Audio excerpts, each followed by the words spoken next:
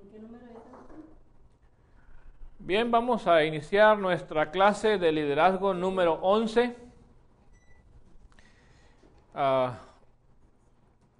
Y ahora vamos a entrar en otro aspecto del liderazgo que también es muy importante. Y a esta parte vamos a llamarle los desafíos de un líder. ¿Okay? Y vamos a hablar un poco sobre algunos desafíos. Y el primero de ellos es los conflictos. ¿Cómo resolver conflictos? Bueno, no vamos a terminar hoy, hermanos, este tema. El aspecto de los conflictos es muy extenso, pero los quiero llevar despacito en este asunto. Espero que esto les ayude. Miren, vamos primero a considerar el aspecto emocional de los conflictos. ¿Okay? El aspecto emocional de los conflictos. Eso es lo que vamos a considerar. El tema general de esta parte es resolviendo conflictos. ¿Cómo resolver conflictos como parte del trabajo del liderazgo? Pero una parte que es muy importante dentro de los conflictos es la parte emocional, quizás la más importante. Entonces yo quiero hablar primero, antes de entrar en lo que es la resolución de conflictos, quiero hablar del aspecto emocional de los conflictos. ¿Me explico? Ok. Quiero introducir este concepto leyéndole lo siguiente. Hay una relación muy estrecha entre las emociones y los conflictos. Si yo les preguntara cuál es la emoción más común que se hace presente cuando hay conflictos, ¿cuál me van a decir? ¿Cómo ven? La ira, exactamente. El coraje. ¿Okay? Entonces, hay una relación muy estrecha entre emociones y conflictos. Cuando hay conflictos siempre va a haber ahí emociones, va a haber ira, resentimientos, va a haber coraje, va a haber miedo, va a haber ansiedad, ¿verdad? Todas estas son emociones que se hacen presentes en un conflicto. Entonces, la primera cosa es que las emociones están presentes en cada conflicto. O sea, es algo que tenemos que recordar siempre. Cuando haya un conflicto de cualquier naturaleza con quien sea, va a haber emociones, aun si es de un país con otro, ¿verdad? Siempre va a haber emociones envueltas. ¿Ok? Esa es una verdad. La segunda verdad es que la capacidad de regular las emociones varía de individuo a individuo. ¿Me explico? Los individuos tenemos diferente capacidad para regular las emociones. Del 1 al 10. Algunos mantienen sus emociones en el 1, en un conflicto. Otros las mantienen en un 2, otras en un 5, otros en un 7. Hay quienes en cada conflicto las emociones llegan hasta el 10. ¿Sí me explico? Entonces, la capacidad de regular las emociones varía de individuo a individuo. Esto ya lo saben, no creo que les esté diciendo nada nuevo. La ira es la emoción más común que se altera en un conflicto. Va a ser muy difícil, casi imposible, que haya un conflicto y que alguien no esté enojado. ¿Ustedes se pueden imaginar eso? Dos personas peleando pero que no están enojadas. ¿Es posible? No. ¿Y qué es el motor detrás del conflicto? ¿Qué es lo que los hace seguir en el conflicto? El coraje. Exactamente. Entonces la ira, el coraje, es la emoción más común que se altera en un conflicto.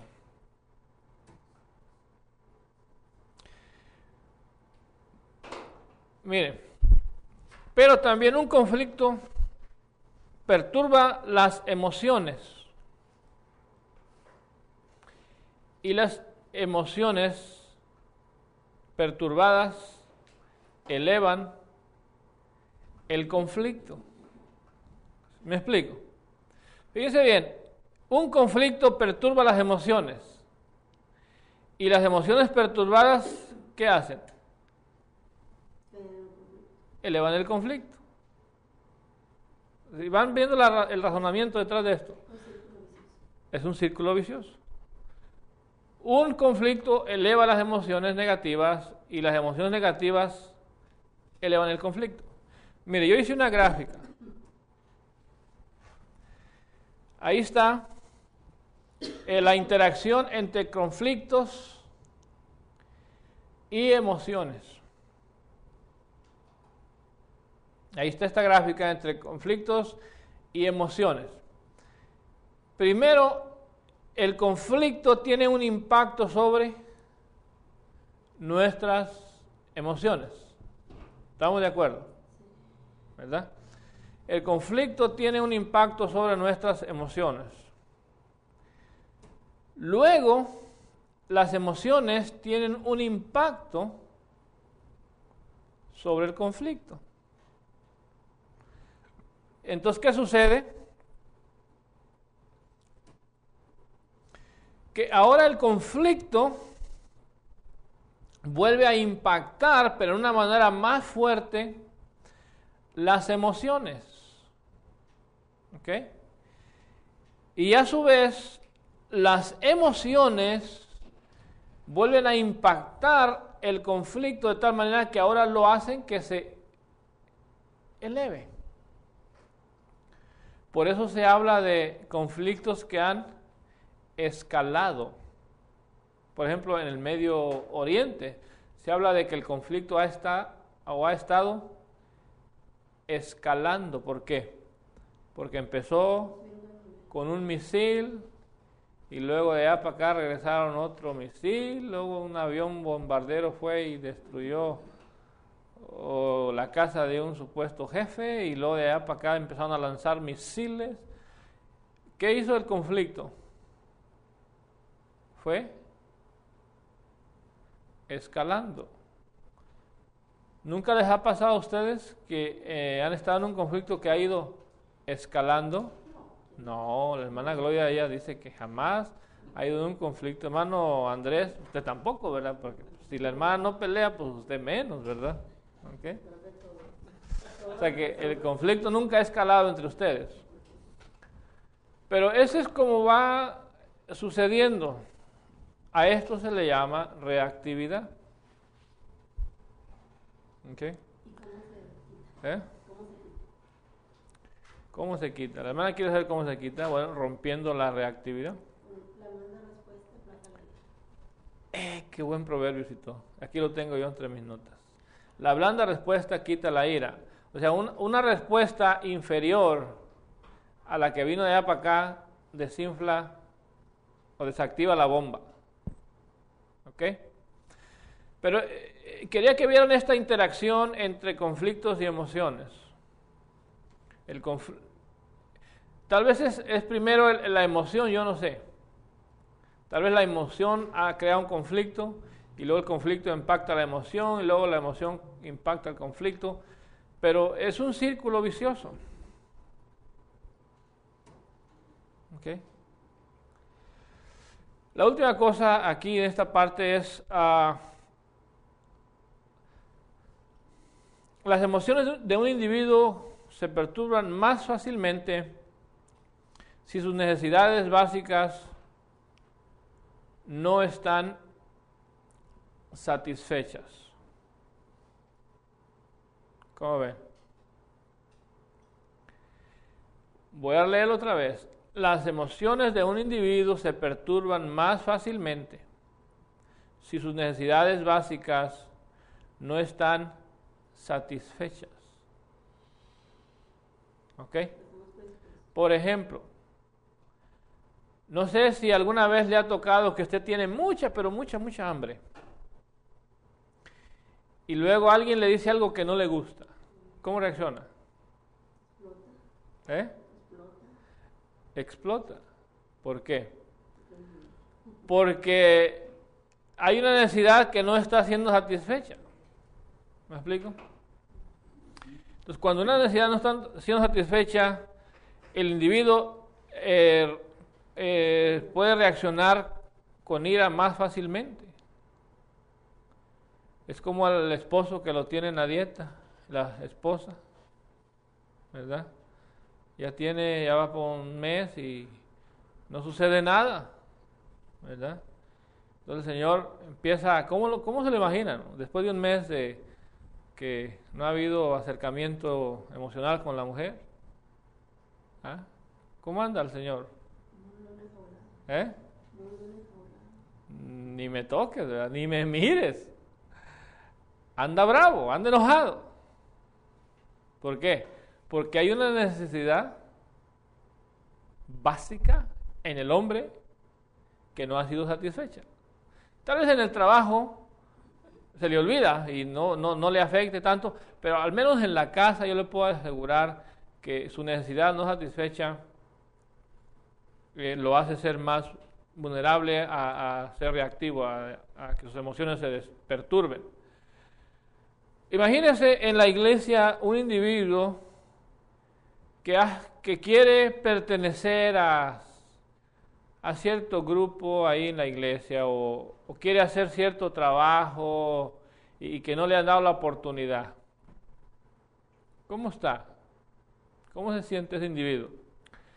Por ejemplo, hay hermanos que les gusta predicar, pero en esta congregación no se les da oportunidad de predicar, solamente a ciertas personas. ¿Cómo cree que se siente el hermano que le gusta predicar, se siente bien predicar, siente que es su don y está allí y ya va para un año y nunca le han pedido que dé una clase? ¿Cómo ven? Sí, ¿qué está pasando? Aquí no me valoran, no me toman en cuenta, no me dan oportunidades, aunque realmente el que quiere trabajar hay mucho que hacer. Pero si el individuo es lo que quiere y lo que sabe y ese es su don, va a tener una necesidad que no está, ¿cómo? Satisfecha. Y cuando haya un problema, ¿ustedes no creen que esa insatisfacción de su necesidad que no ha sido llena va a despertar ahí alguna emoción negativa? Claro que sí, porque su necesidad no está satisfecha, entonces eso lo hace ser más vulnerable a enojarse, al menos en el ambiente donde su necesidad debería haber sido llena. ¿Qué otras necesidades podríamos pensar en la iglesia? Hay hermanos que sienten una necesidad muy grande de hacer evangelismo y sienten que la congregación no los está apoyando en esa área. ¿Cómo se sienten? Frustrados, no se sienten completos. Y entonces, ¿qué es lo que hacen? Andan frustrados, andan molestos, ¿verdad? Líderes, por ejemplo, que no se sienten apoyados. Yo siempre culpo al líder por cuando no hay apoyo, pero los líderes que necesitan apoyo,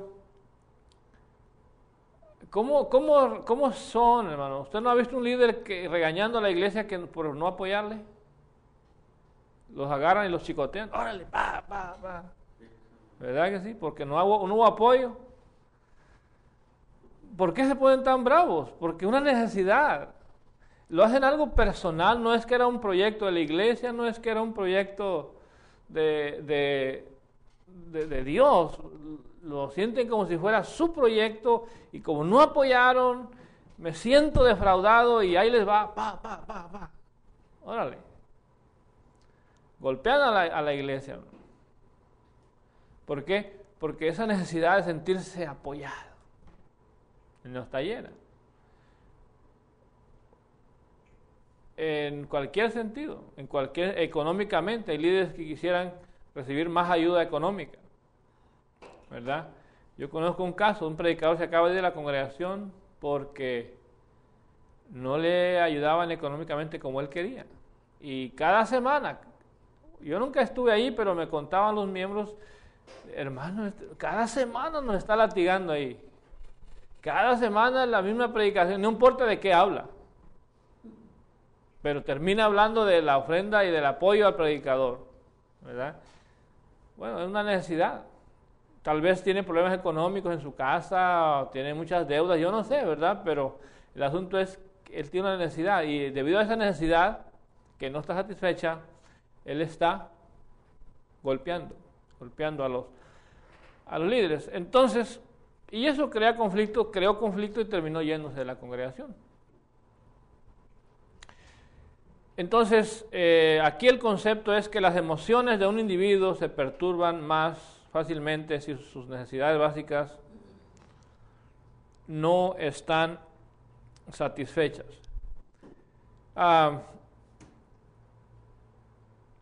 Una persona herida es más sensible y sus emociones se perturban más fácilmente. Aquí no estamos hablando de necesidades, aquí estamos hablando de heridas. Santiago habla de que no hay varón perfecto, ¿verdad?, capaz de refrenar su lengua. Porque todos lastimamos, herimos. ¿Cuántas veces dice Santiago? Muchas veces, ¿verdad? Entonces, si todos herimos muchas veces, eso quiere decir que por donde quiera hay gente, ¿cómo no? Lastimada.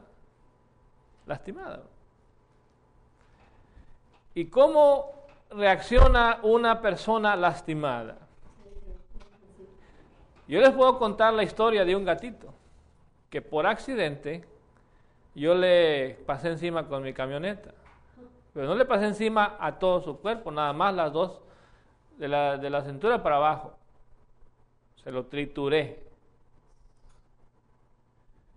Y mi primera reacción fue bajarme la camioneta y ir y quererlo consolar al pobre gatito. Más porque me viera mi esposa, que soy un hombre que tengo compasión con los gatos, ¿no? Pero como quiera yo quise agarrar el gato y que se me va yendo encima el ingrato gato. Pero bravo que estaba ese animal. Estaba bravísimo. Nunca he visto un animal tan bravo como ese. ¿Por qué? Porque estaba herido. Estaba lastimado. Usted no va a ver un miembro más bravo que cuando está herido. Yeah. Hermanos, hay gente herida en las congregaciones. Hay gente lastimada. A veces nosotros mismos los hemos herido, a veces directamente, a veces indirectamente, a veces intencionalmente, a veces pasivamente, pero hemos lastimado. La gente herida, hermano, es muy sensible y puede entrar en un conflicto con mucha facilidad. ¿Por qué? Porque están heridos. Yo mismo, cuando estoy herido, ¿verdad?, si no me doy cuenta y si no echo mano de mis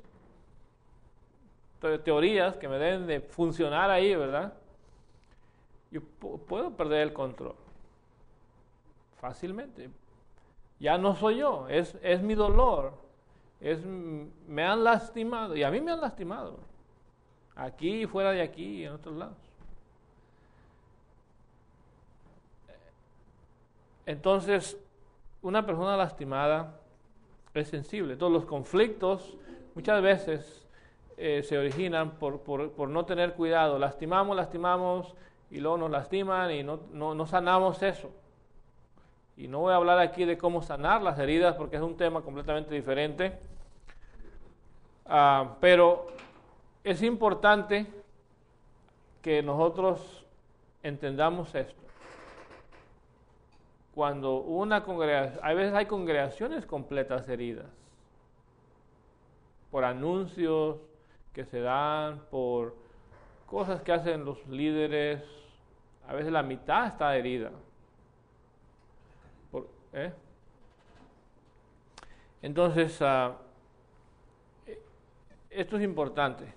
Estamos hablando de las emociones, no estamos hablando todavía de resolver conflictos. Estamos hablando únicamente del papel que toman las emociones en un conflicto, ¿verdad? Entonces, las emociones se alteran más cuando mis necesidades no están llenas, se alteran más cuando estoy herido. ¿Me explico? Los conflictos van a ser más fuertes si estoy herido o si mis necesidades no son satisfechas. Mi esposa sabe cuándo pedirme las cosas, cuando acabo de comer. Porque acabo de comer y me siento en el sofá, así medio somnoliento ahí, y me dice, oye, Honey, necesito $100. Sí, mi amor, ahí está la cartera. Pero que no me pida $100 cuando no he comido, porque ¿para qué quieres dinero? ¿Y qué hiciste con lo que te di? ¿Verdad? Pero me agarra así bien llenito, bien satisfecho, contento. Y va y me soba un poquito la pancita, ¿verdad? El estomaguito. Y lo, oye, Honey, ¿sabes que necesito $100? Sí, mi amor, ahí están en la cartera. Agarra lo que quieras. Necesitas más, lleva más. Bueno, está un poco exagerado eso, ¿verdad? Pero a manera de ilustración.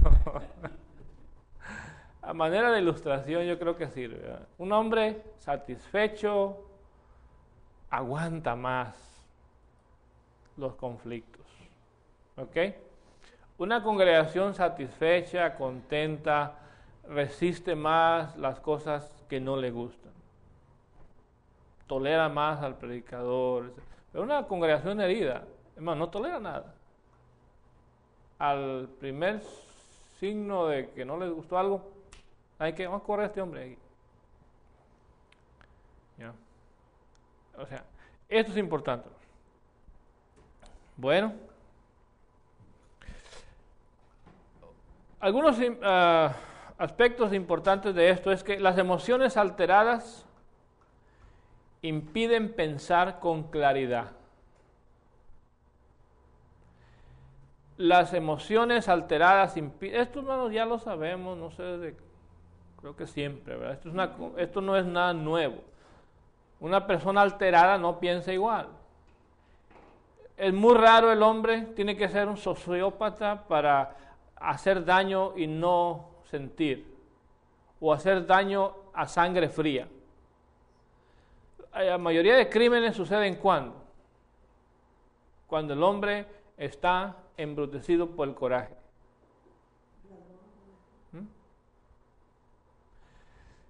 Entonces, por eso es que las emociones alteradas impiden.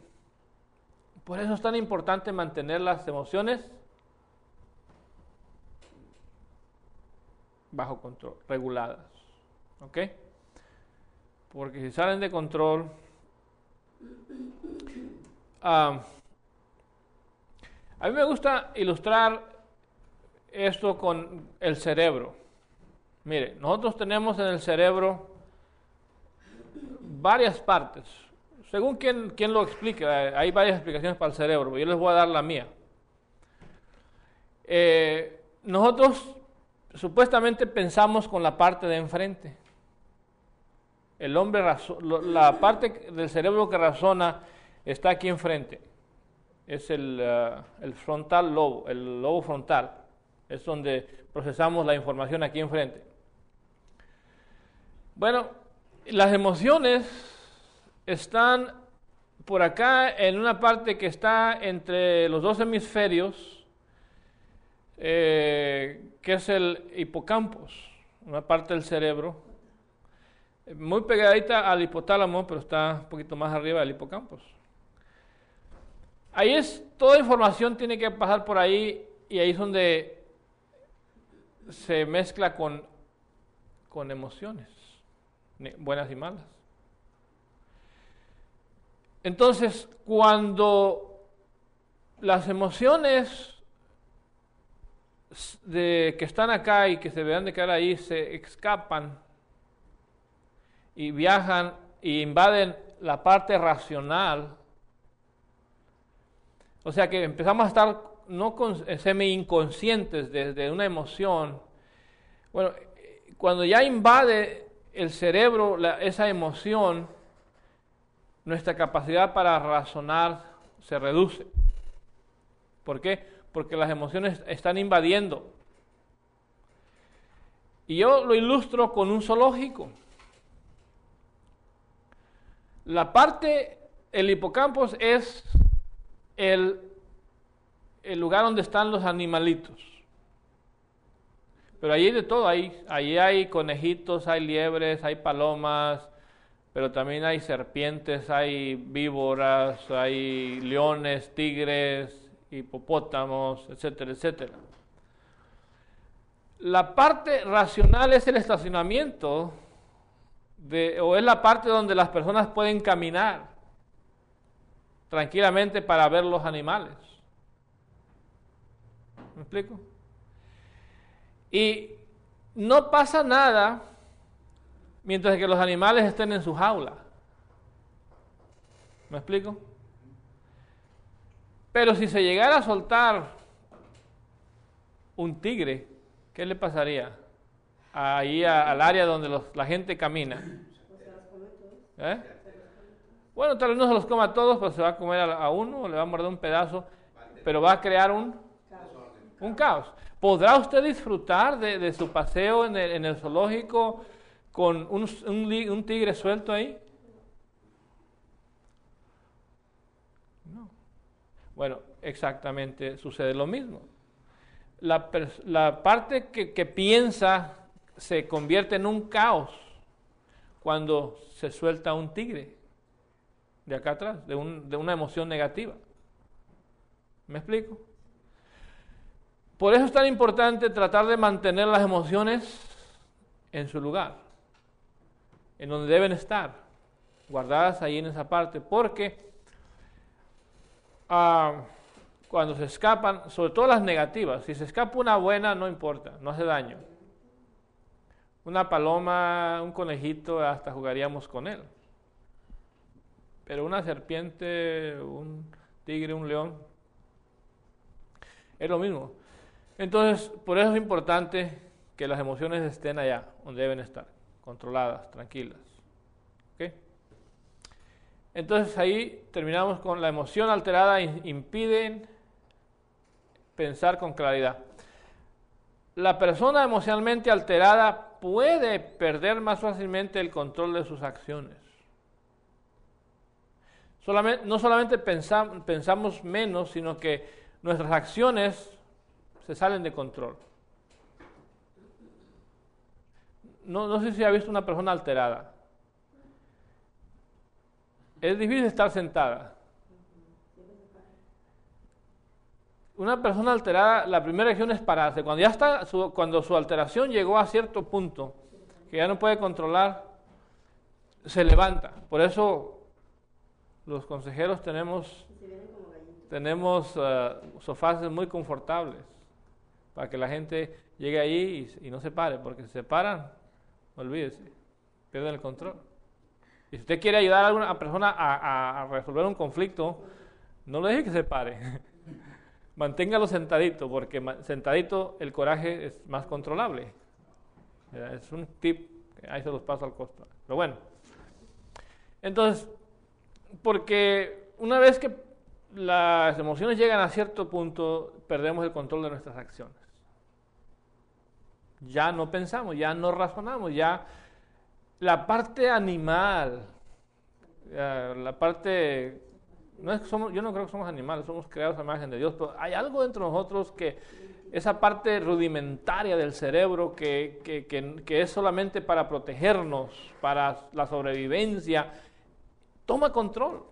y ya lo único que quiere es sobrevivir, ya ve a las personas como enemigos, y a un enemigo hay que destruirlo. Entonces, cuando esa parte rudimentaria del cerebro toma control de nuestro cerebro, de nuestra parte racional, dejamos de pensar, nuestras acciones ya no son razonables, no son razonadas, sino que ahora están fuera de control.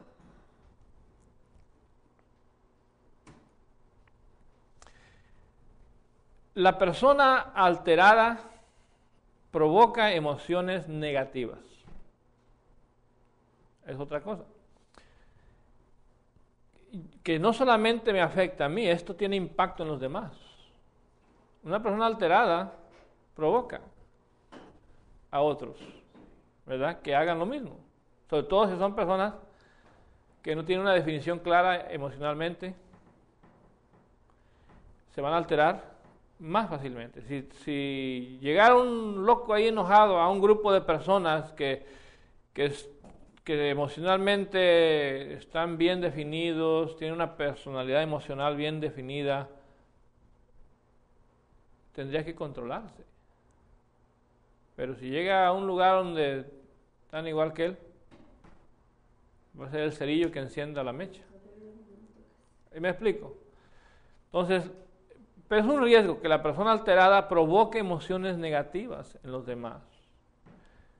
Una persona enojada en la congregación, en una junta de negocios, en un proyecto, va a hacer enojar a los demás. ¿Sí me explico? Ustedes no quieren ser esa persona. Ustedes como líderes no quieren, no necesitan ser esa persona. Ustedes deben ser las personas que calman las emociones negativas de los demás. La peor cosa que le puede pasar a un proyecto que el líder sea un líder enojón, corajudo, berrinchudo, resentido, emocionalmente descontrolado. Pobre proyecto, hermano. A lo mejor se logra, pero se va a lograr y va a dejar a todos bien resentidos. Todos enojados.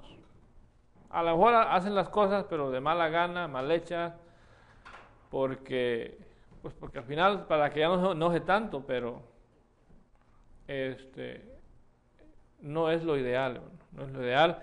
Entonces, es importante que los líderes aprendan. Por eso la clase pasada se llamaba ser antes de ¿qué? De hacer. Yo necesito ser una persona madura, controlada, emocionalmente bien definido, antes de empezar a cualquier interacción con otros, porque si no hay eso en mí, todo lo demás lo voy a echar a perder. Voy a tener más problemas y voy a causar más problemas. Entonces, la persona alterada provoca emociones negativas en los demás.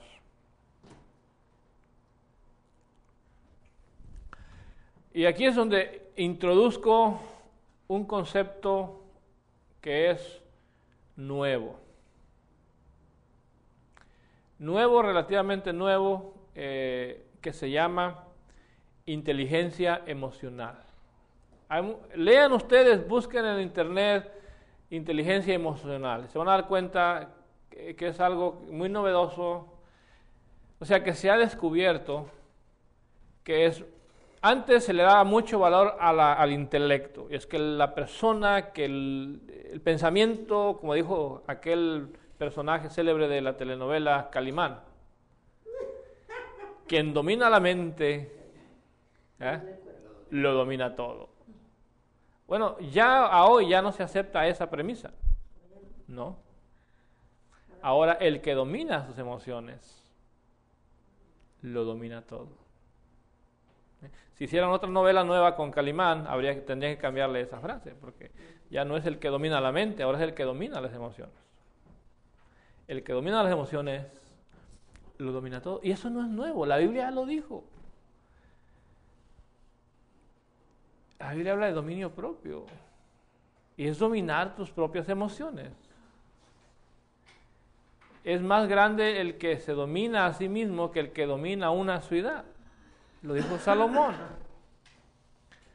Entonces, por eso es tan importante la inteligencia emocional. Y hay muchos estudios con explicaciones científicas sobre cómo funciona el cerebro, etcétera, etcétera. Yo no voy a entrar en nada de eso. El generador de estas ideas es un señor que se apellida Coleman. Él ha escrito muchos libros que tienen que ver con la inteligencia emocional. Y esto tiene un valor tremendo en el trabajo que hacemos como líderes. Si no dominamos nuestras emociones, vamos a generar conflictos, vamos a crear conflictos y relaciones conflictivas con quienes nosotros entremos en contacto. Por eso es importante este tema, la inteligencia emocional. Todavía no entramos, vuelvo a repetir, en la resolución de conflictos, estamos en la introducción. ¿Okay? La inteligencia emocional tiene un poder tremendo. Yo lo más les voy a dar los beneficios. Por ejemplo, primero, la persona inteligente emocionalmente va a evitar abrumarse emocionalmente. Le dará lucidez para pensar y escuchar a otros. Y si quiere añadirle ahí, y podrá ver otras opciones. El hombre enojado reduce su visión a una sola cosa. La persona que piensa con claridad expande su visión y puede ver muchas opciones. Ya cuando el hombre está enojado, ya nada más quiere una cosa.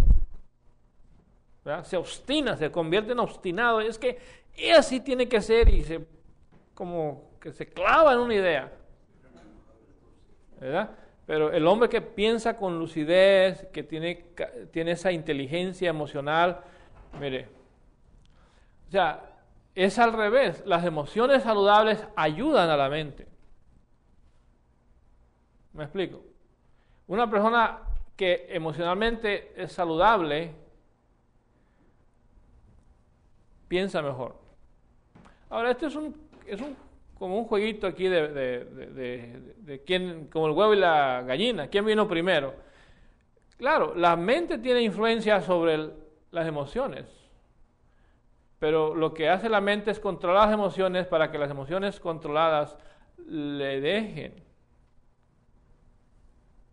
pensar con claridad, pero el enfoque está en que controle sus emociones para que las emociones controladas no le impidan, para que la inteligencia con la que razona y toma decisiones no se embote, no se contamine. Entonces, la inteligencia emocional ayuda en eso, en evitar abrumarse emocionalmente y le da lucidez para pensar y escuchar a otros. ¿Okay? También la inteligencia emocional te ayuda a expresarte con más claridad y te escucharán mejor.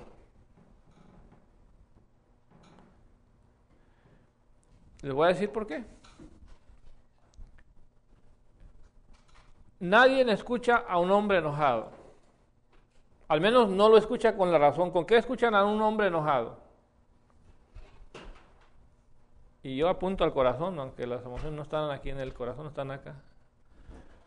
Pero cuando tú oyes hablar a un hombre enojado, dejas de escuchar sus razones y te conectas con sus emociones. ¿Me explico? La comunicación ya se origina a un nivel emocional y no racional.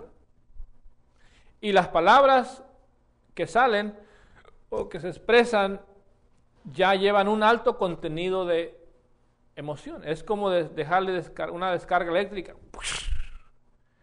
Como Poseidón, que es el dios del mar, ¿verdad? Trae un rayo en la mano y lo avienta, ¿no? Bueno, a veces así sucede entre individuos, que lanzamos palabras, pero que llevan un alto contenido emocional, que lo que hacen es dejarle caer una descarga emocional, ¿eh? Y entonces, ¿cuál es la reacción?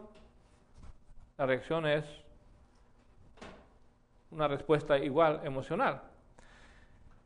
Entonces, si tú usas la razón y usas esta inteligencia emocional, te vas a poder expresar mejor y con más claridad. Y te van a escuchar mejor. Yo les enseño esto a los papás.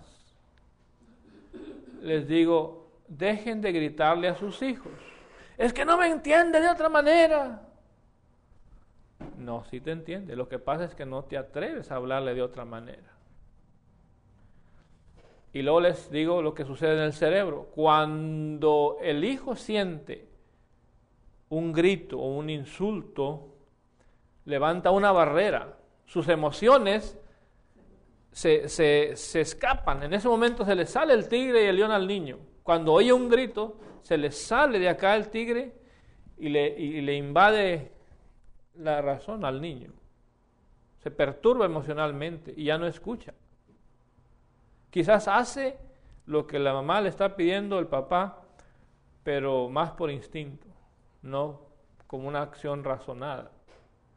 ¿Por qué? Porque cuando gritamos le embotamos la mente al niño. Yo le digo a los papás, si tú quieres que tu hijo te obedezca, enséñalo a hablar, que le vas a hablar despacio. Míralo a los ojos y háblale despacio. Son claves. Ustedes ya no tienen niños, ¿verdad? Tal vez el hermano Alejandro tenga niños y tal vez esto le pueda ayudar, no sé si los hermanos allá. Pero si tú quieres que un hijo te obedezca, háblale despacio, despacito. Míralo a los ojos y háblale despacito. Y te aseguro que capta un mensaje que la cosa es en serio. ¿Okay? En lugar de gritos. Es una ayuda, eso perturba la mente, altera las emociones. Pero si tú puedes expresarte, si tú estás tranquilo, te puedes expresar mejor, con más claridad y te van a escuchar. Cualquier miembro de la iglesia con el que tú hables, si ya vas enojado, ya no te va a escuchar. Porque inmediatamente va a levantar una barrera. Por eso nunca hables con alguien. Yo he ido a hablar con gente y ya voy enojado. Hasta mi respiración ha ido, porque sé que la adrenalina va funcionando a todo lo que da, la traigo bien elevada, porque sé que va a haber ahí interacción pesada, ¿no? Entonces, ya voy así, en lugar de tranquilo, relajado, ¿no? Ahora ya trato de respirar profundo y hacer ejercicios de relajación antes de cuando sé que va a haber algo pesado, me preparo emocionalmente, ¿verdad? Y ya voy con otra actitud, ya voy preparado y puedo manejar mejor las situaciones. Antes no. Yo era beligerante, era guerrero, ¿verdad? Yo no sé ni cómo se me quitó, pero gracias al Señor, hermano, me encantaba los debates y todo ese rollo de locura. Ya no, gracias a Dios. Pero sí me recuerdo muchas veces que iba a ir a enfrentar a una persona y yo ya iba con la adrenalina bien elevada, con el coraje, ya no iba a hacer lo que dice Dios. No es lo que dice la Escritura en Gálatas 6:2, y si alguno fuera sorprendido en una falta, restaurarle ¿con qué? ¿Con espíritu de qué? De mansedumbre. ¿Por qué? Porque si vas con espíritu iracundo, no te va a escuchar. No te va a escuchar. Va a cerrar su mente y no te va a escuchar. Por eso, para que te escuche, tienes que hablarle despacio, tranquilo, y te escucharán mejor. La presencia emocional tranquila te ayudará a enfocarte en la solución. Pero creo que se acabó el tiempo. Gracias por su atención. Terminamos esta clase y nos vemos la próxima semana. Dios los bendiga, hermanos. Vamos a terminar aquí.